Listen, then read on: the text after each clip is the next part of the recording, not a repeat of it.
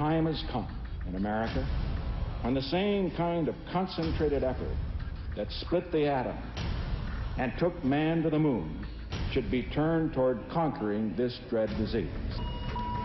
So after war was declared, we were still losing it in a way for 20 more years. Honestly, that a tumor that size could fit in anybody's brain.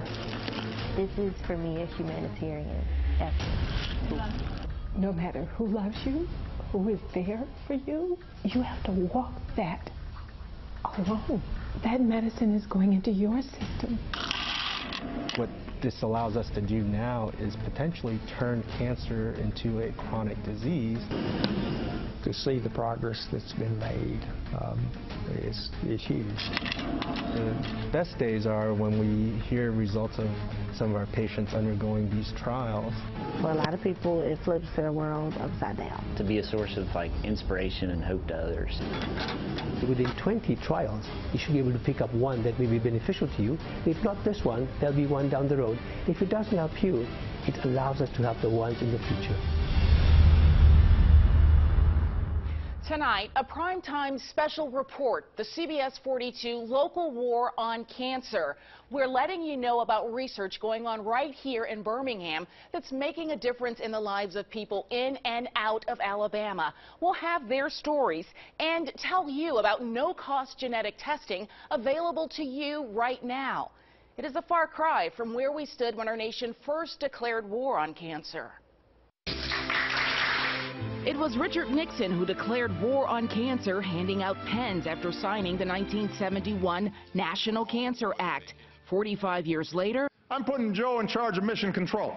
President Obama at his 2016 State of the Union. Let's make America the country that cures cancer once and for all. In another bipartisan effort, Congress passed the 21st Century Cures Act. It's personal, but I know we can do this. If I could be anything, I would have wanted to be the president that ended cancer, because it's possible. Even more possible today thanks to the 21st Century Cancer Cures Act that President Obama signed in 2016. It provides $1.8 billion for the Beau Biden Cancer Moonshot Initiative to speed up cancer research and get therapies to patients. What will its impact look like compared to that of the 1971 National Cancer Act?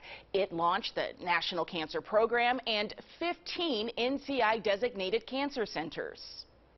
One of them at the University of Alabama, Birmingham. Dr. Ed Partridge is the executive director of the UAB Comprehensive Cancer Center. You can recall the time when Nixon declared a war on cancer? I can, because I was actually in medical school. I started medical school in '69.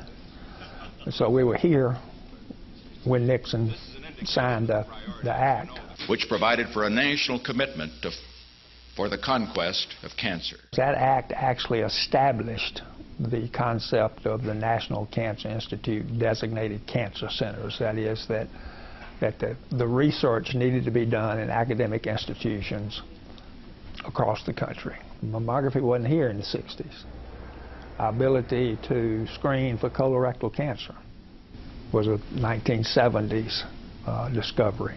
By 1977, Dr. Partridge was just getting into private practice as a gynecologist, volunteering with the American Cancer Society and the American College of Surgeons. Simultaneous with that, I was operating on individuals with cancer, and we're able to cure a large number of them, but it's still a one-on-one kind of thing. I could only do 3 operations a day.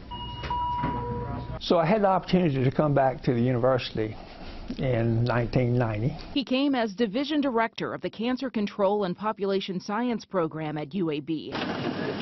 It was in that position that Dr. Partridge and his team noticed something disturbing at a faculty retreat in 1992. That's when we looked at the data, and that's when we saw that there were disparities beginning to emerge. So disparities didn't occur in any significance until the mid-'80s. Despite the knowledge that screenings for breast, colon, and cervical cancers led to early detection and better outcomes, Education, income, and insurance access prevented all Americans from benefiting from those advances.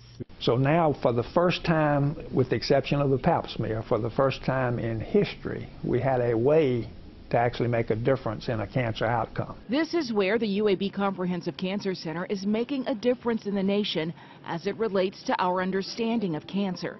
They identified cancer disparities and did something about it. And so we said we have a moral and ethical obligation and an opportunity.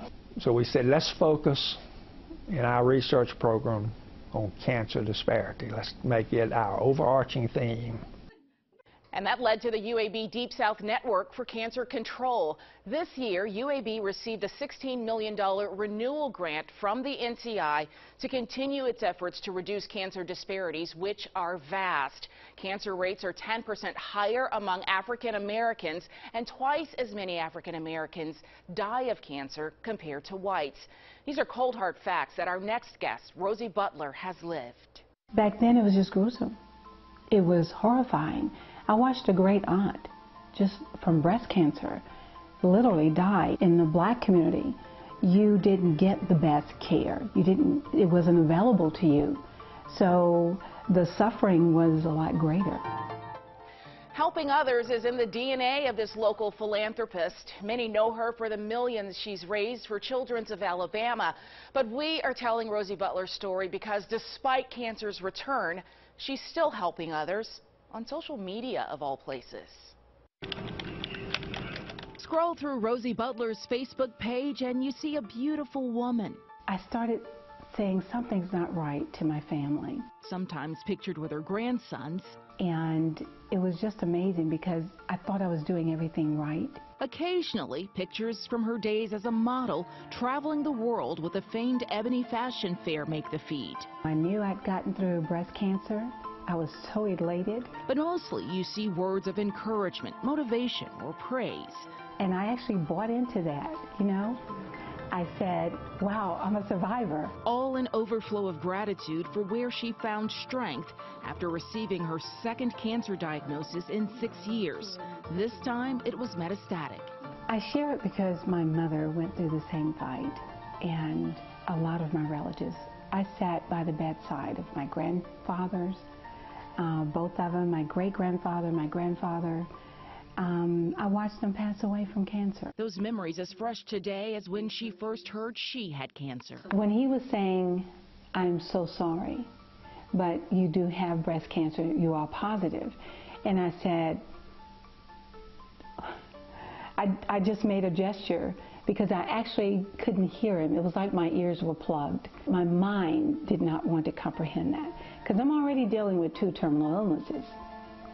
And I'm thinking, God, 3? What I started seeing was people inboxing, and I would be stunned when they would tell me their story, or people I knew, and they would say, Rosie, I haven't told anyone. Faith and family for this doting grandmother have always carried her through. Even when I take the treatment, you know, I didn't like it, and tears would flow because I knew what was coming afterwards. And I would still look up and go, thank you, Jesus, because I'm alive. That's what she shares with family and friends. Gratitude, smiles, and that she can still fly with her grandsons. Rosie tells me, yes, she still cries, but she also smiles, and she's going to keep smiling. The American Cancer Society says recognizing emotions and feelings are an important part of coping with cancer. That's why we've asked you to share your stories, which we have posted at WIAT.com.